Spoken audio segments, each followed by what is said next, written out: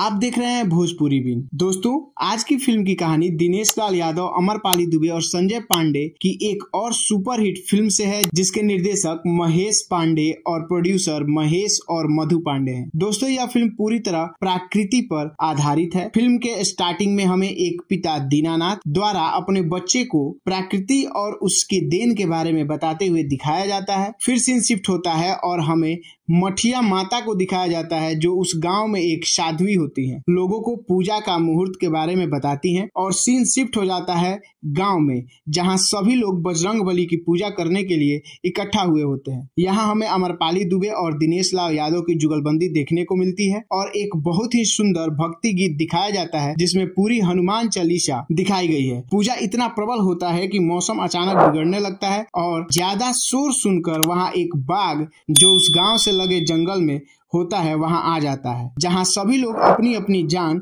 बचाकर भागते हैं।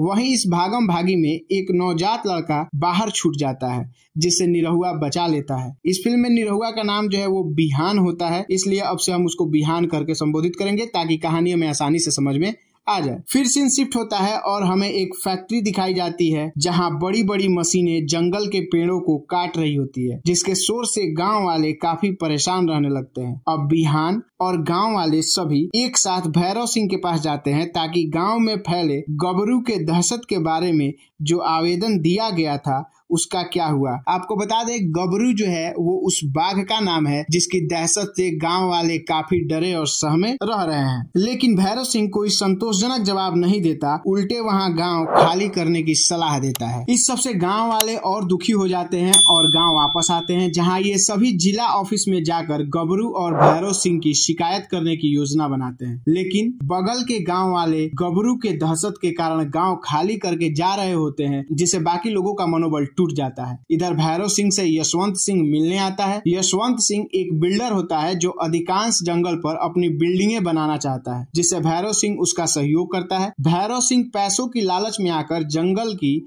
बाउंड्री लाइन जो सरकार द्वारा तय की गई थी उसे रातों रात बदल देता है। जब सुबह में बिहान बाउंड्री लाइन को दूर हुए देखता है तो वह जंगल के अंदर देखने चला जाता है, जहां भैरव सिंह और यशवंत के लोग जंगल के जानवरों को मारकर जंगल में आग लगा देते हैं। यह बात बिहान आकर गांव वालों को बताता है और फिर जिला मुख्यालय जाने की बात एक बार और से होती है। लेकिन गांव वाले इसमें सहमत नहीं होते हैं कि हम लोग साधारण गांव वाले हैं, हम लोगों की कौन सुनेगा और यह इसका कुछ नहीं हो सकता।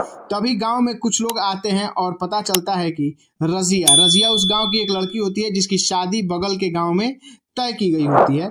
वो उस गांव में बारात लेकर नहीं आएंगे क्योंकि वो लोग भी गबरू के दहशत से डरे सहमे हैं, जिस पर बिहान उन लोगों को सबकी सुरक्षा की गारंटी लेता है और जंगल में फील्डिंग लगाता है और गबरू को पकड़ लेता है।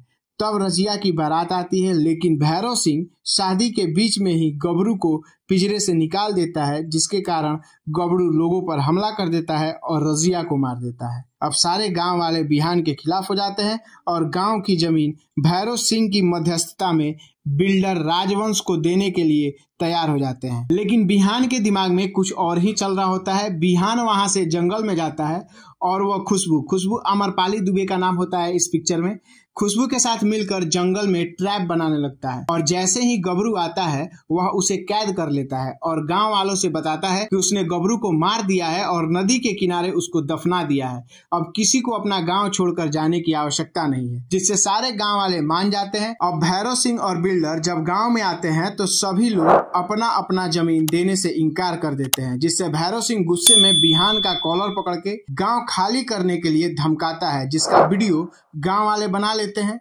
सीन शिफ्ट होता है और भैरव सिंह के साथ यशवंत दिखाया जाता है, जहां ये लोग गांव खाली कराने का कोई दूसरा रास्ता ढूंढते हैं। तभी वहां गांव की मठिया माई आती हैं और यहाँ यह पता चलता है कि मठिया माई और भैरव और यशवंत दोनों से मिली हुई हैं और मठिया माई भैरव से बताती हैं कि बिहान ने गबरू को मार दिया है और नदी के किनारे दफना दिया है। यह बात पता चलते ही भैरव बिहान को फंसाने के लिए अपने सीनियर को बुलाता है, जहां उससे बिहान के खिलाफ कोई सबूत नहीं मिलता। लेकिन गांव वाले भैरव सिंह की पूरी कहानी उसके सीनियर को बता देते हैं, जिसके कारण भैरव सिंह को सस्पेंड कर दिया जाता है। वहीं बिहान गबरू को कैद करके रखे हुए था उसे पुलिस के हवाले कर देता है और गांव वापस आ जाता है।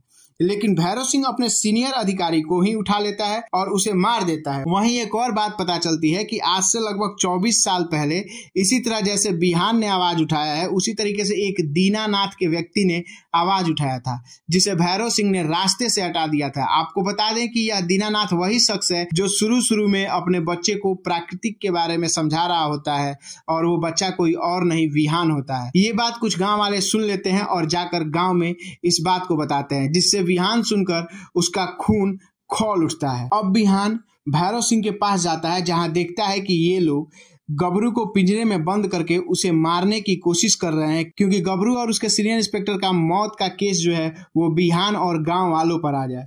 लेकिन बिहान और भैरव सिंह के बीच काफी ही जबरदस्त एक फाइटिंग सीन होता है। उसी में विहान जो है गबरू को आजाद कर देता है और गबरू भी यह समझ जाता है कि बिहान उसे बचाना चाहता है और गबरू और बिहान मिलकर उन सारे लोगों के साथ सबको मारकर समाप्त कर देते हैं और इसी के साथ यह फिल्म यहीं समाप्त हो जाती है। दोस्तों, जानवर, पेड़ पौधे, कीड़े मकोड़े, यहाँ तक कि धरती पर मौजूद सभी जीव हमारे पर्यावरण और हमारे लिए बहुत जरूरी है, इसलिए हमें सबकी रक्षा करनी चाहिए। इसी संदेश के साथ मैं यह वीडियो समाप्त करता हूं और आप सभी से मिलता हूं एक नए वीडियो में। इससे पहले यदि आप इस चैनल पर नए हैं तो चैनल को सब्सक्राइब करना, वीडियो को लाइक करना और अपने दोस्तों के साथ शेयर करना बिल्कुल भी ना भूलें। चैनल को सब्सक्राइब करो पहले, हाँ जल्दी करो। मुझे पता है कि आप लोग नहीं करते, वीडियो देखते हो लेकिन सब्सक्राइब नहीं करते। धन्यवाद।